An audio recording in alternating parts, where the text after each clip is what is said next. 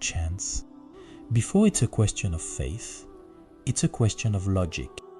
Forget your beliefs for a moment and simply follow the reasoning. First point, take anything that exists, yourself for example.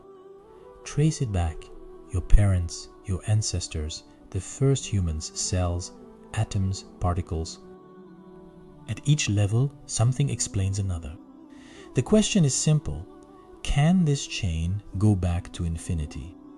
Imagine that it is. That would mean that an infinite number of steps had to be taken before it reached you now.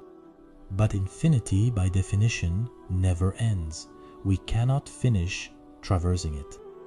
And yet here we are. This precise moment has arrived. Therefore, the chain cannot be infinite backwards. It must have a beginning. Remember that word. Second point, can this beginning be nothing? Absolute nothingness. The total absence of everything cannot produce anything. From nothing, nothing comes. This is one of the most reliable principles of reason. If there had never been absolutely nothing, there would still be nothing today. But there is something. Therefore, there has never been pure nothingness. Something has always existed. Third point, what is the nature of this something that has always been there? Logic paints its portrait. It must be eternal, otherwise it would have needed a cause. Uncreated, otherwise it would not be the beginning.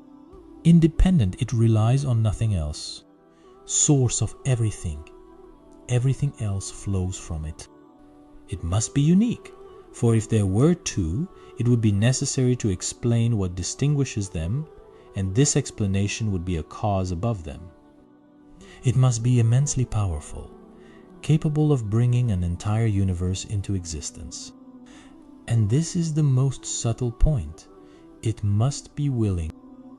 Because an automatic principle without choice would have produced the universe from the beginning, without a beginning. But the universe had a beginning. Therefore, a will was needed to decide now. Eternal, unique, independent, powerful, willful. Keep this portrait in mind. Fourth point, the objection that always comes up. But then, who created God?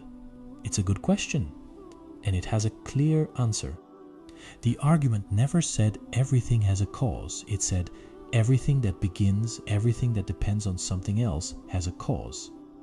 To ask who created the eternal is to ask what caused the beginning of that which never began.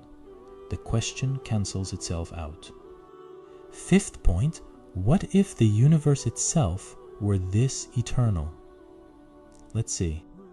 The universe is constantly changing. Stars are born and die. It expands. But that which changes demands at every moment a cause for its change.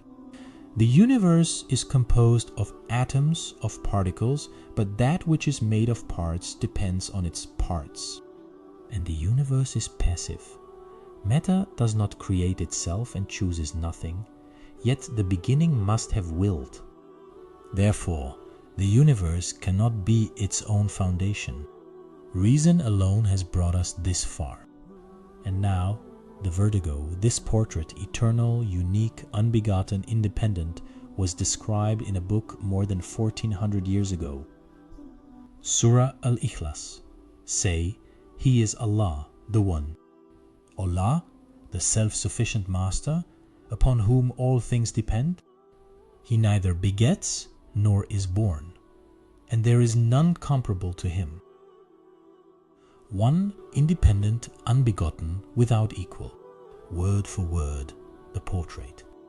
He is the first and the last. Allah. There is no deity except Him, the ever-living, the self-subsisting. Al-Qayyum, the one who stands by Himself and by whom all else stands. This is, word for word, the conclusion of our reasoning. Logic has drawn it out. Revelation, however, had already named it. But the Qur'an does not ask us to believe blindly. It constantly invites us to observe creation and to reflect. Sixth point, let us focus on what withstands the most demanding examination. Not vague similarities, but systems where two beings separated by everything cannot survive without each other. The fig tree and its wasp. The fig tree cannot reproduce without a tiny wasp, precisely shaped to penetrate its closed flower, and this wasp can only complete its cycle in this fig. The wasp disappears, the fig tree no longer bears fruit. The fig tree disappears, the wasp dies out. Two organisms foreign to each other, adjusted to the millimeter. Seventh point, orchids mimic the shape, colors, and even the pheromones of a female insect so that the male deceived pollinates them. Flowers bear patterns invisible to the naked eye, but brilliant in ultraviolet, veritable landing strips for bees, which man only discovered with his modern instruments. And underground fungi weave a network of exchanges with tree roots, upon which the entire forest depends. Coincidences or coordination? Eighth point, take something even simpler, a fruit. A color clearly visible to the animals that will eat it, a fragrance, nourishing flesh, ripeness at the right time. Look at their fruits as they form and ripen. Indeed, in that are signs for a people who believe. You may have heard that a cut carrot represents an eye, a walnut a brain. It's unsettling, but let's be honest, these aren't proofs. Despite a few striking similarities, 1,000 plants bear no particular resemblance to anything. Consider this an invitation to reflect, not a demonstration. The real significance lies elsewhere, because we must be fair. Faced with these same facts, the biologist speaks of natural selection, of co-evolution. The believer, however, sees wisdom, intention in them. The observed facts are often identical. What differs is the interpretation of the ultimate cause. And ultimately, each person chooses what their honesty dictates.